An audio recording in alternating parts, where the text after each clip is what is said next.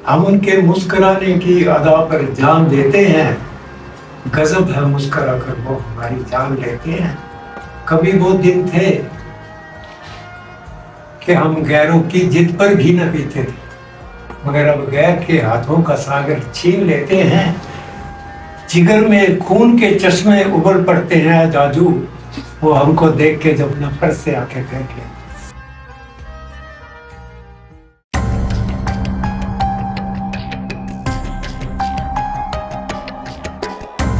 सिलसिले मोहब्बत के यूं ही चला रहने दे, सिलसिले मोहब्बत के यूं ही चला रहने दे। ये वो है तो मुकम्मल नहीं होती। वाह, बहुत खूब। तो जैसे कुछ फूल किताबों में सूखे रह जाते हैं, लेकिन पन्नों में खुशबू हमेशा के लिए बस जाती है। नमस्कार, द पहाड़ी पॉडकास्ट में एक बार फिर से मैं आप सबका स्वागत करती हूँ। जो अतिथि हमारे साथ आज जुड़े हैं वो चंबा के लिए बहुत विशेष हैं, श्री एजाज बेग मिर्जा जी। हमारे चंबा का जो एक खास एहसास और खास त्योहार मिंजर, जिनकी शुरुआत इन्हीं के घर, इन्हीं के परिवार, इन्हीं के खानदान से होती है।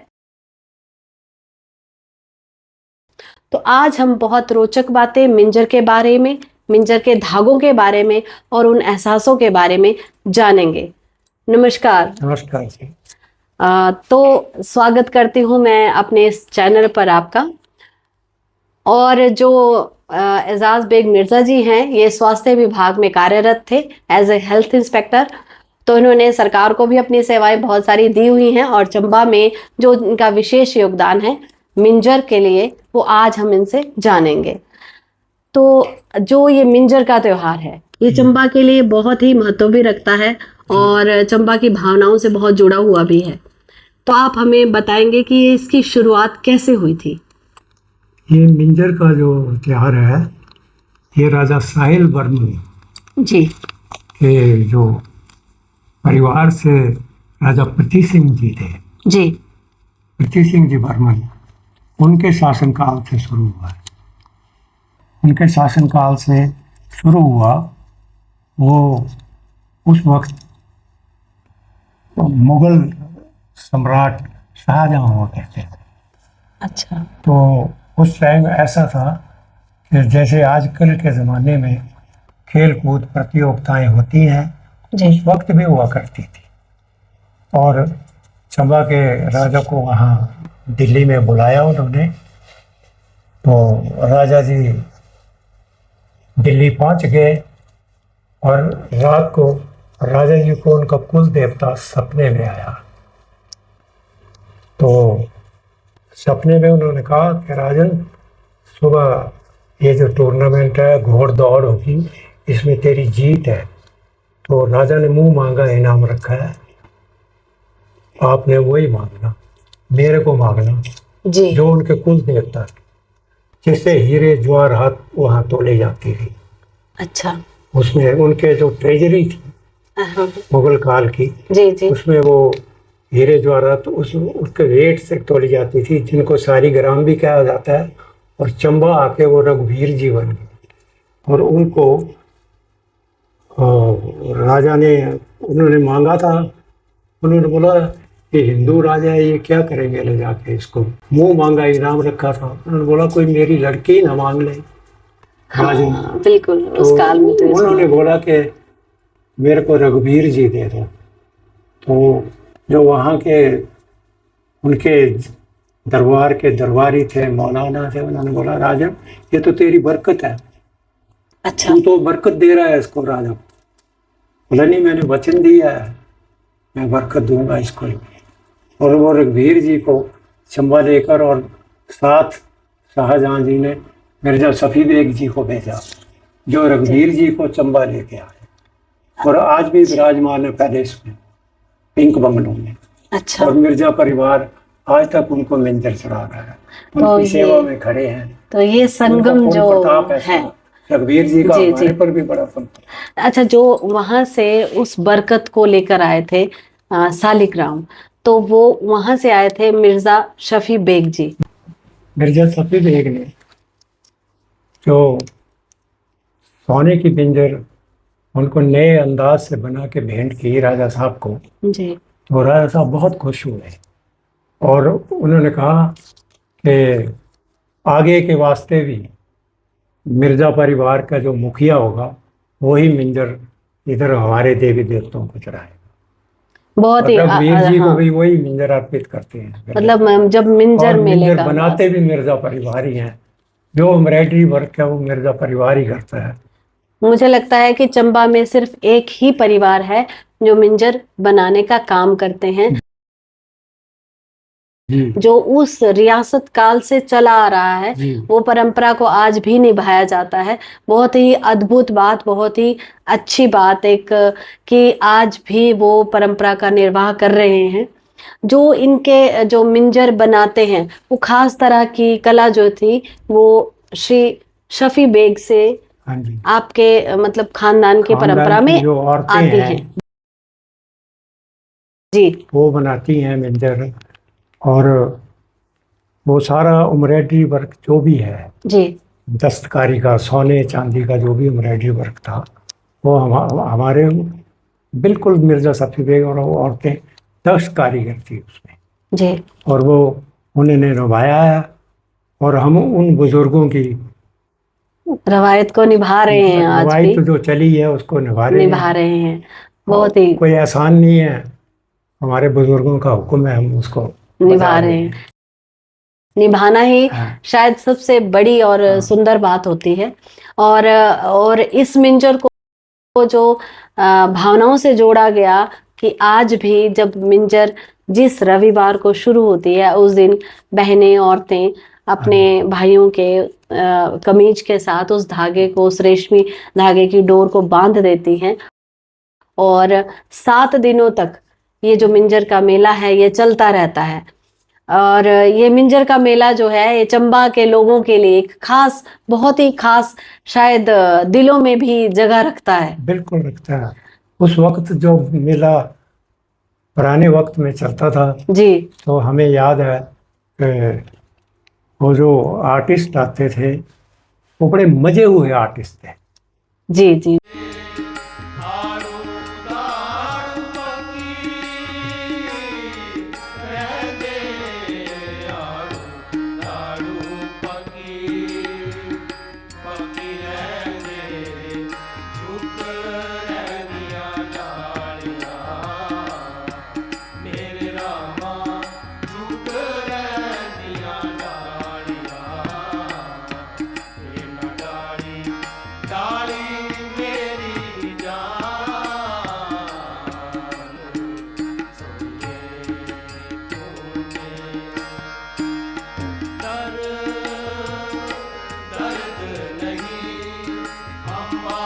कलाकार मजे हुआ हुए कर। कलाकार आते थे, जैसे हबीब पेंटर कव्वाली होती थी, जी तो उनकी कव्वाली आज भी मेरे को 2 शब्द याद हैं। जरूर सुनना मत चाहेंगे। पूछिए वक्त तन्हाई हम कैसे गुजारा करते हैं, जब बंद निगाहें होती हैं दीदार तुम्हारा करते हैं। वाह वाह वाह वाह। और उनका वो पेंटर जी आते थे,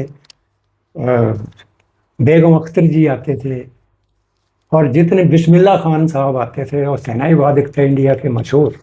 जब 26 जनवरी होती तो वो राष्ट्रीय गान वो ही बजाते थे, वो इंडिया बिस्मिल्लाह खान गेट पर जी। बिस्मिल्लाह साहब। अब वो चीज़ तो रही नहीं, ना वैसे लोग सुनने वाले रहे। हाँ, आजकल नया जमाना है, म्यूजिकल ड्रामे हैं, हम क्या कर सकते हैं, ये जमाना भी देखना है। नहीं नहीं सही कह रहे हैं आप। जिन लोगों के आपने नाम लिए वो रूह से जुड़े हुए कलाकार थे, जो जब गाते थे तो वो सारा जो श्रोतागण थे, हमने भी बचपन में ये सब जो आपने नाम लिए हैं हम भी शरीक हुआ करते थे उन मेलों में। तो उन मेलों का असर और रौनक शायद तब लोग सुकून के लिए करते थे। अब शायद मुझे ऐसे लगता है, मैं कोई किसी की आलोचना नहीं कर रही हूँ, शायद हम पुराने हो रहे हैं तो हमें सुकून की तलाश है, लेकिन आज शायद लोगों को सब स्ट्रेस और परेशानियों से बचने के लिए शोर की तलाश है, मुझे ऐसे लगता है। पता नहीं कहाँ तक सच कह रही हूँ, लेकिन आपसे कुछ और भी जानना चाहूँगी मिर्ज़ा जी की जो ये मिंजर किस तरह से आप जब मिंजर बनाते हैं उसके बाद वो परिवार पूरा वहां पे जाके पूजा की जाती है, किस तरह से, थोड़ा सा ऐसा है कि बताएंगे आप? मिंजर तो जली गोटे की बनती है। हम उनके मुस्कुराने की अदा पर जान देते हैं, गजब है मुस्कुरा कर वो हमारी जान लेते हैं। कभी वो दिन थे कि हम गैर की ईद पर भी न पीते थे, मगर अब गैर के हाथों का सागर छीन लेते हैं। जिगर में खून के चश्मे उबल पड़ते हैं जाजू, वो हमको देख के जब नफरत से आके फेंके।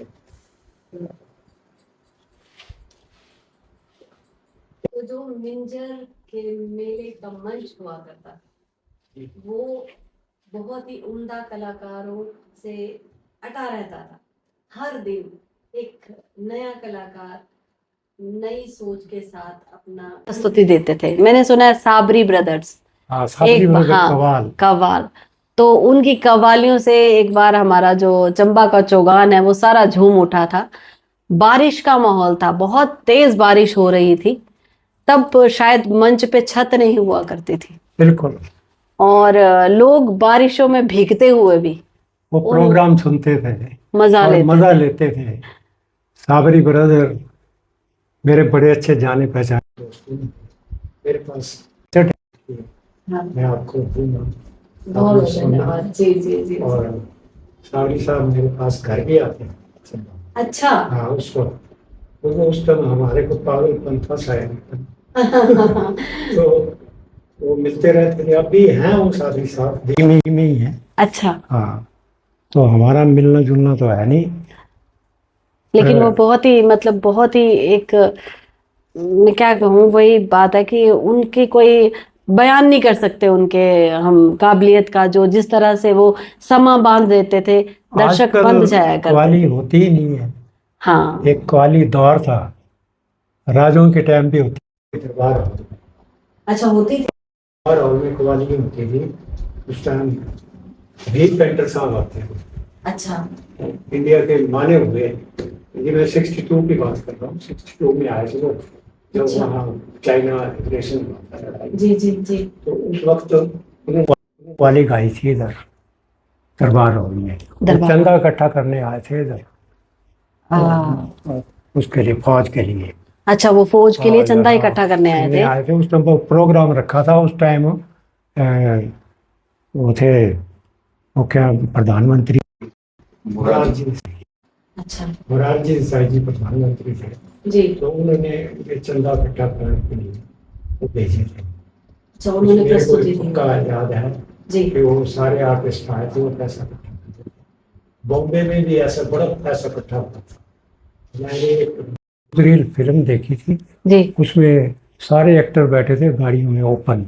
अच्छा। तो वो चंदा मांग रहे थे 62 के लिए, और लड़ाई के लिए। जो लड़ाई के तो लिए, वो हाँ। ऐसे करते थे तो अपनी पिन नोज फेंक देती थी लड़कियां। इतनी हमारी है इंडिया में लड़कियों की खुददारी थी, वो कि ले जाओ फौजियों के लिए सब कुछ, अपने गहने चैन सारी फेंक दी, कि ताकि उनको मदद मिल सके ताकि और उनको मदद मिल हम सके जीत और सके। हिंदुस्तान को कोई कमी ना हो इस हाँ। चीज की। ऐसे ऐसे जज्बे थे, हाँ। ऐसे जज्बे थे लोगों के। आजकल कहाँ। वो बात ही नहीं रही, क्या बोल सकते हैं उसके।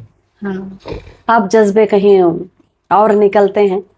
और जैसे अभी आप, हम कव्वाली की बात कर रहे थे, ये भी एक अलग विधा थी। बिल्कुल।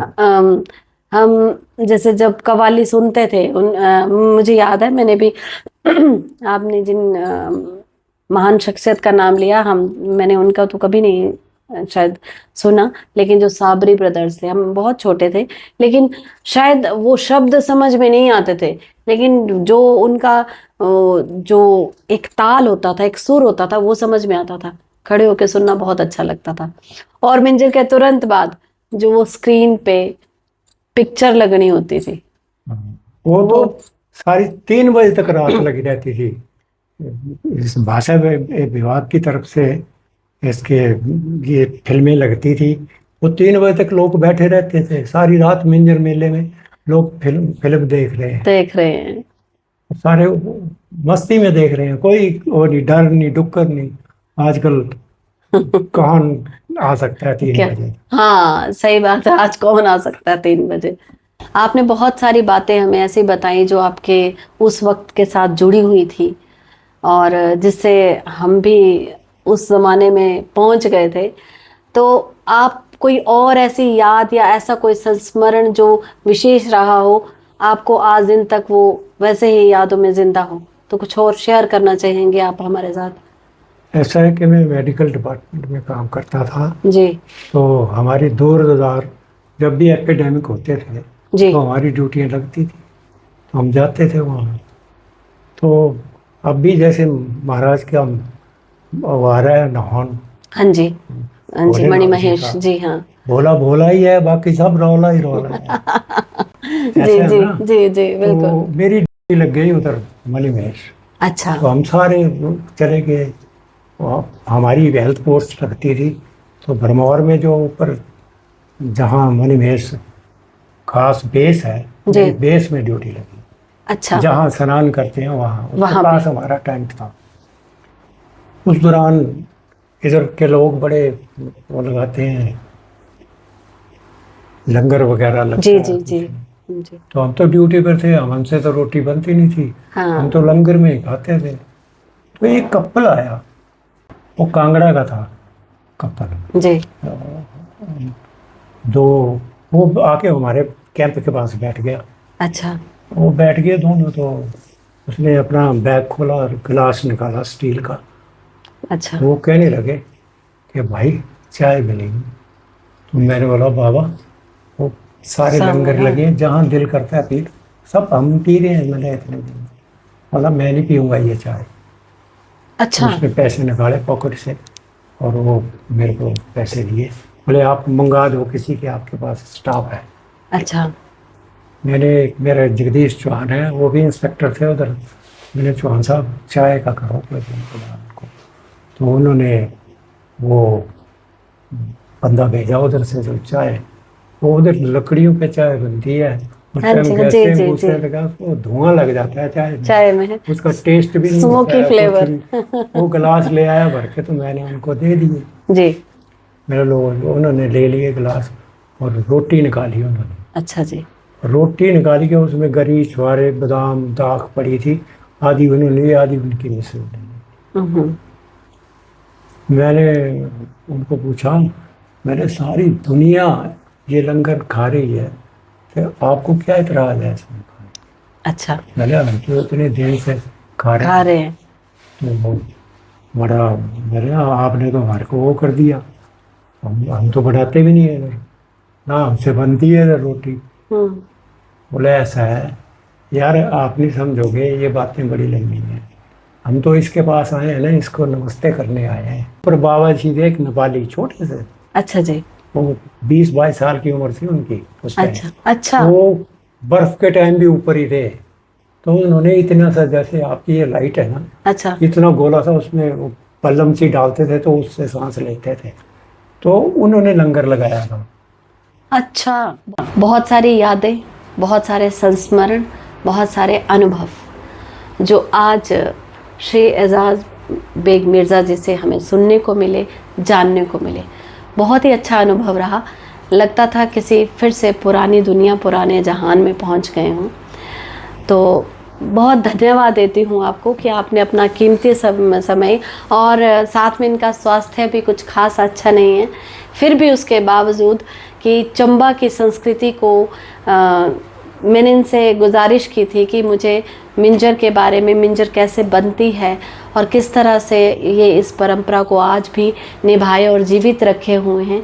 और इन्होंने अपना समय, अपने स्वास्थ्य को भी देखते हुए नहीं यहाँ पे आए। बहुत बहुत धन्यवाद करती हूँ मैं आपका।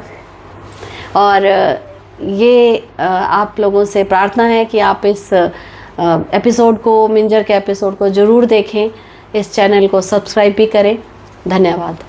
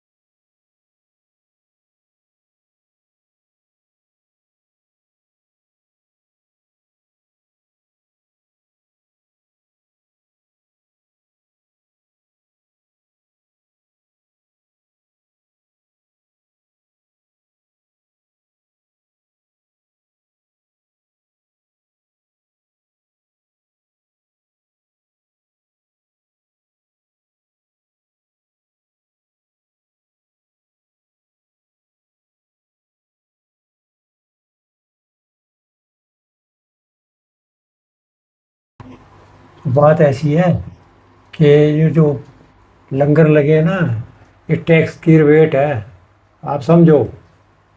तो मैं कर्नल रिटायर हूँ आर्मी का, ये अच्छा। प्रिंसिपल है मेरी वाइफ। तो मैंने क्यों, मैं रोटी घर से लाया, हम नहीं खाएंगे, मैं उसको मत्था टेकना और चले जाना। ये इंस्टेंस मेरे साथ हुआ है। मैंने फिर, मेरे साथ जो डॉक्टर साहब थे जी। वो मेरे को लगे बोलना, यार मिर्ज़ा ये क्या सलाह दे गया ये। मैं कहा सर ये ठीक बोल गए। मैंने हम 8 दिन से रोटी खा रहे हैं इनकी। तो मैंने सही हमें बात शर्म है। नहीं है हमारे मुंह में। तो मेरे बोले चलो, मेरे काम करना, बोले हाँ।